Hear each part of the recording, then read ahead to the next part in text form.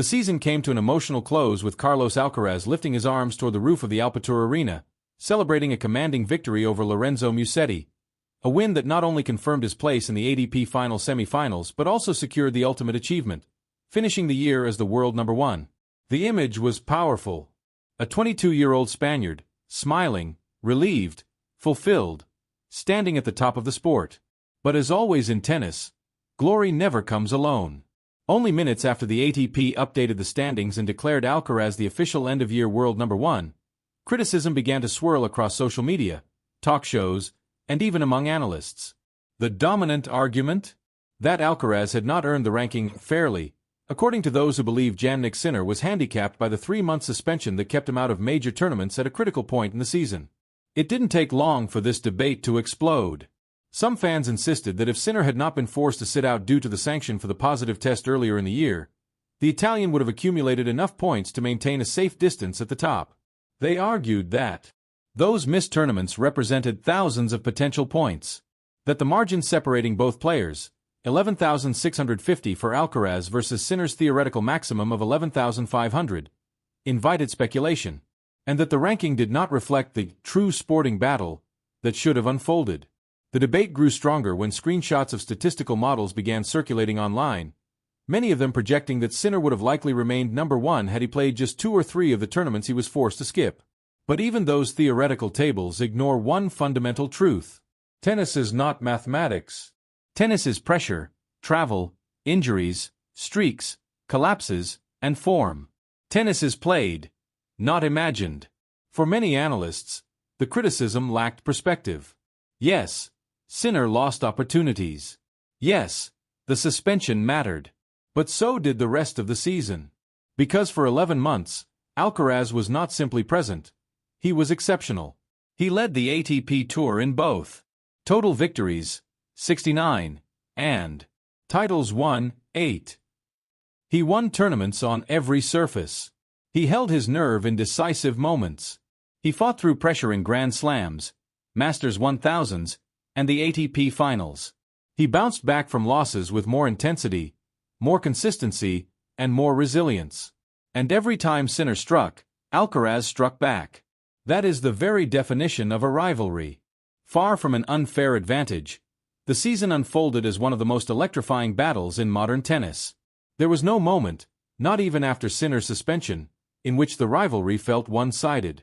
Instead, it became a story of constant pressure, constant improvement, and constant escalation. At Roland Garros, one responded. At Wimbledon, the other answered. At the US Open, the balance tilted again. And even in the final stretch of the season, when Sinner could no longer mathematically become number one, both continued pushing each other to new limits. This mutual pressure, this psychological duel, was one of the reasons why 2025 was considered by many the beginning of a new tennis era, the true successor to the Big 3 years. White medium star the reality. Alcaraz earned it. Despite the debate, one fact remains beyond dispute. Carlos Alcaraz finished the year with the best numbers on the ATP Tour. He wasn't the number one by default. He wasn't the number one by luck. He wasn't the number one by advantage. He was number one because he sustained an extraordinary level for an entire calendar year, something only the greatest champions in history have managed to do. Criticism comes with success. Controversy comes with winning. And debates, especially about rivalries, are what keep the sport alive. But numbers, trophies, and consistency tell the real story. 2025 was not the year of what-ifs. It was the year Alcaraz proved he belongs at the top. While the online debate kept escalating, the ATP rankings left no room for interpretation. Carlos Alcaraz finished the year as the world number one, and nothing Jannik Sinner could do, not even winning the ATP Finals undefeated, would change that.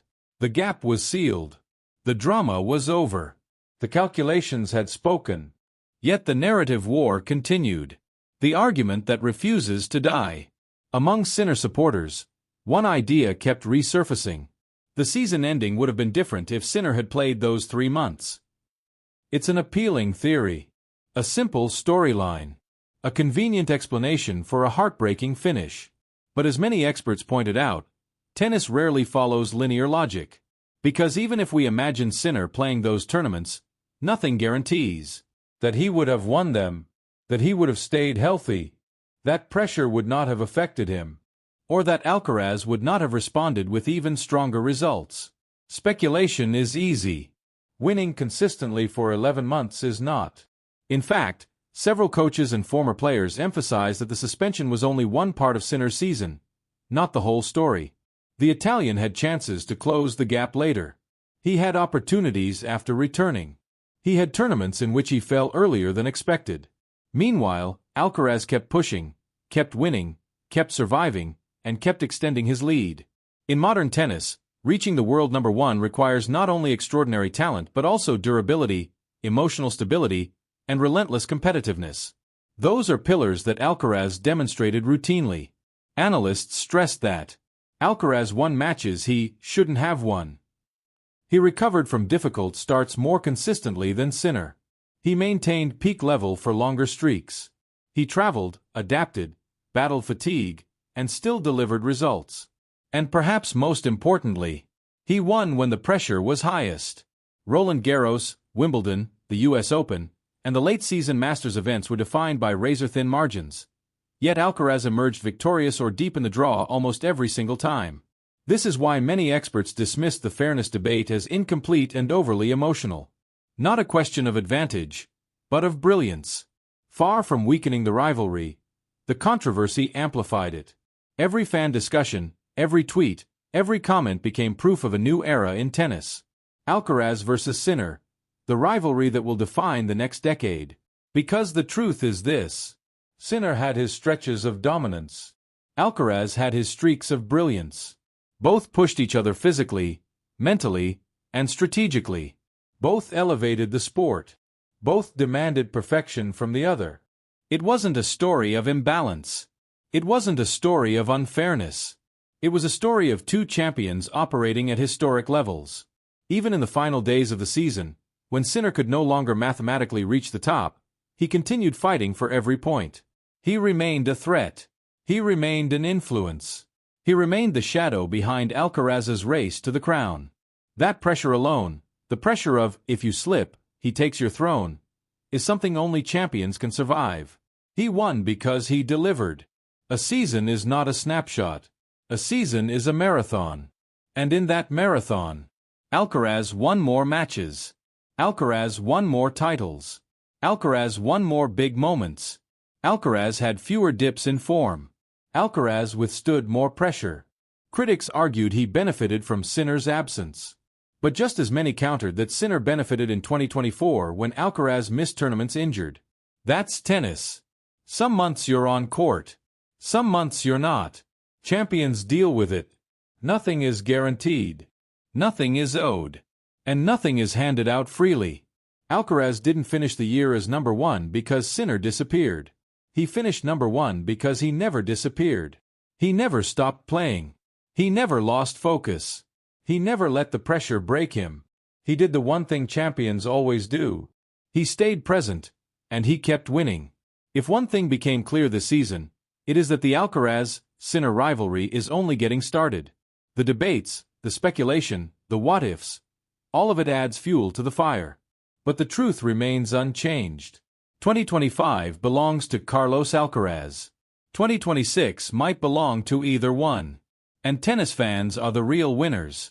As the noise around him grew louder, Carlos Alcaraz stepped into the interview room in Turin with the same calm expression he carries on the court. Cameras clicked.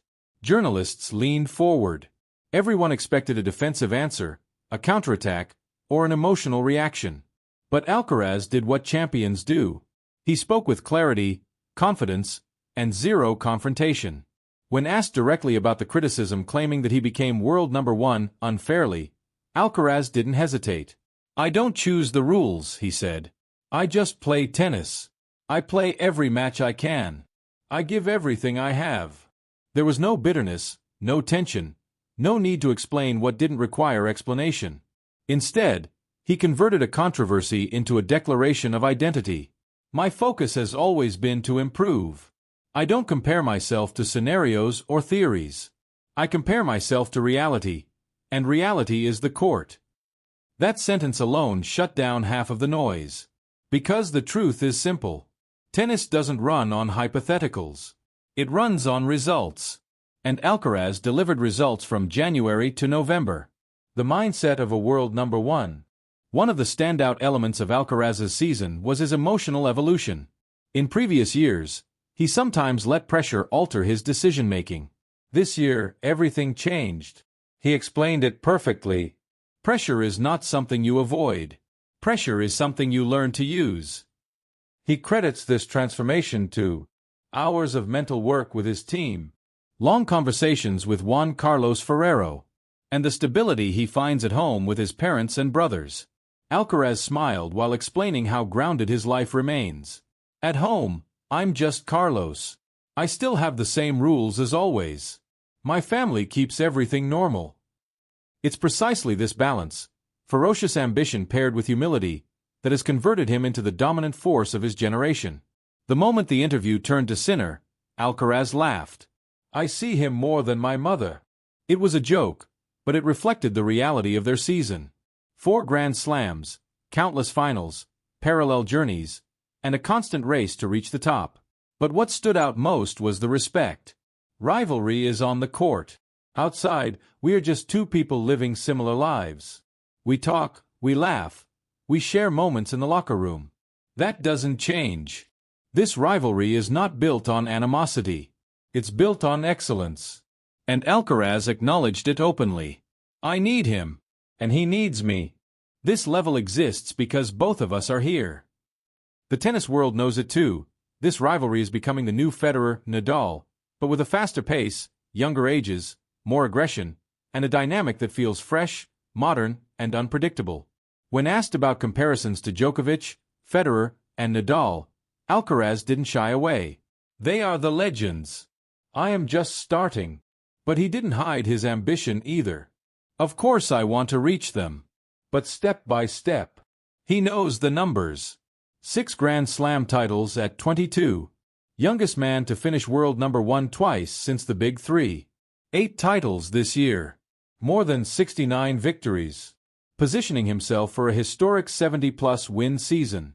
Yet his focus is never on records. It's on improvement. He repeated what has become almost a personal mantra.